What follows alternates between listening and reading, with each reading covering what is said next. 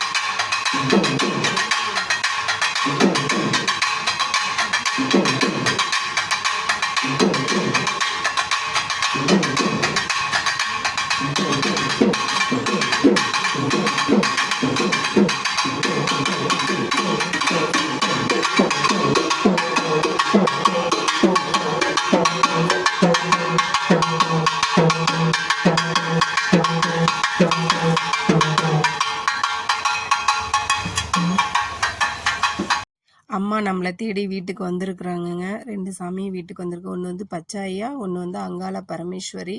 2 பேரும் வருவாங்க. மாசானக்குள்ள முடியுது. மாசி மாதம் வர அமாவாசை முடிக்குமே மகா சிவராத்திரி வருது பார்த்தீங்களா, அது முடிக்குமே எல்லார் வீட்டுக்கும் யார் யார் அம்மாவை அழைக்கிறாங்களோ அவங்க வீட்டுக்கு அம்மா போய் அவங்க வீட்டில் வச்சு அவங்களால முடிஞ்சது எதுவாக இருந்தாலும் ஏற்றுக்கும். வெறும் பொட்டுக்கல்ல சக்கரை கொடுத்தா கூட சாமி ஏற்றுக்கும். இதுதான் செய்யணும்னு கிடையாதுங்க.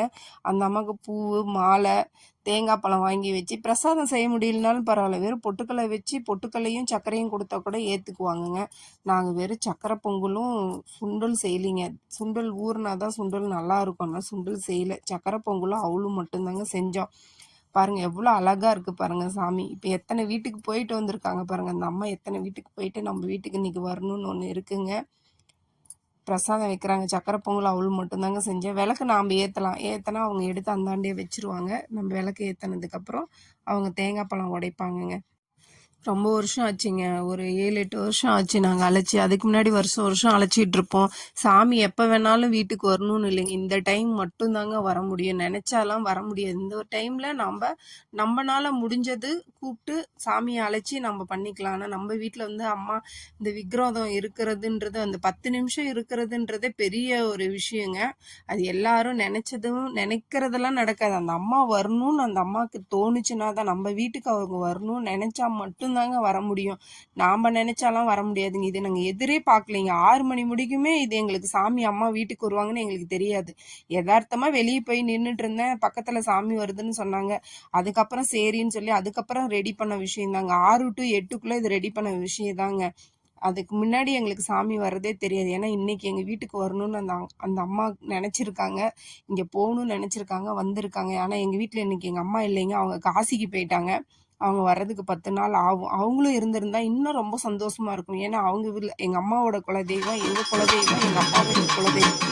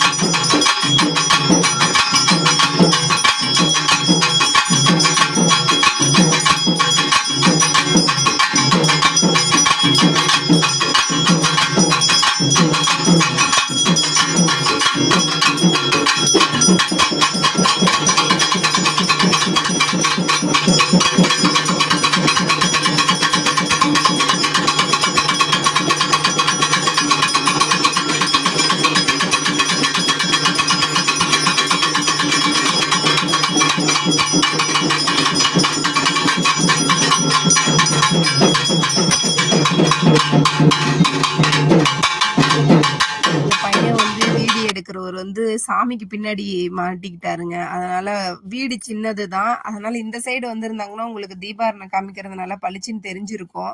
அவர் வந்து சாமிக்கு பின்னாடி சரி முன்னாடி போய் கரெக்டா எடுக்கலாம் அப்படின்னு சொல்லிட்டு பின்னாடி போய் மாட்டிக்கிட்டாரு. வர முடியல, சுத்தி ஆளுங்க நின்றனால வர முடியலைங்க.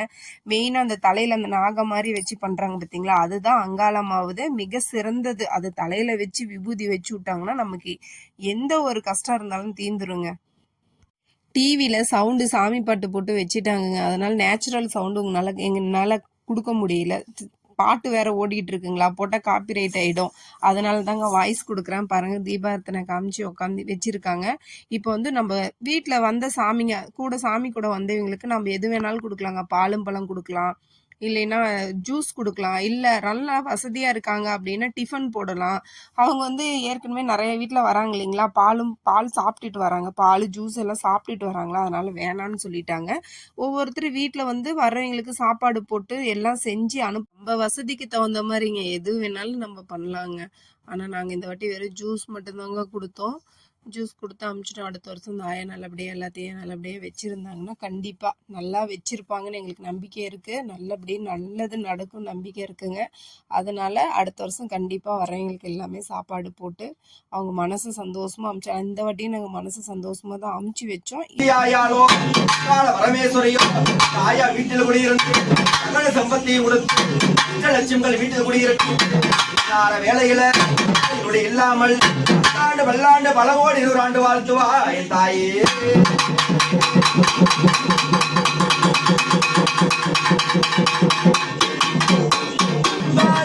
ஈஸ்வரி நடன கொண்டாட ஆனந்தமான ஆட ஆனந்தம் ஆட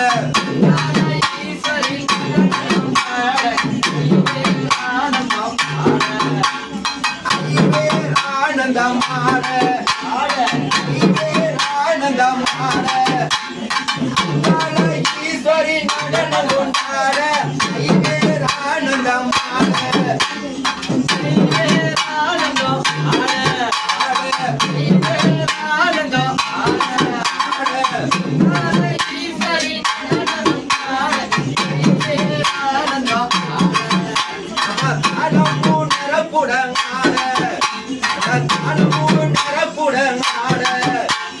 டைம் ஆயிடுச்சுங்க.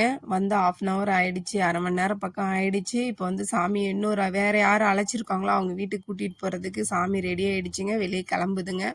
திருப்பியும் இந்த ஆயா நம்ம வீட்டுக்கு வரணும்னா இன்னும் 1 வருஷம் வெயிட் பண்ணணுங்க. அடுத்த வருஷம் தான் திருப்பி நம்ம அழைக்க முடியும். அதுக்கும் நமக்கு அந்த அருள் கிடைச்சிச்சுன்னா தான், ஆயா நம்ம வீட்டுக்கு வரணும்னு அந்த அருள் கிடைச்சா மட்டும்தான் நம்மளால செய்ய முடியும்.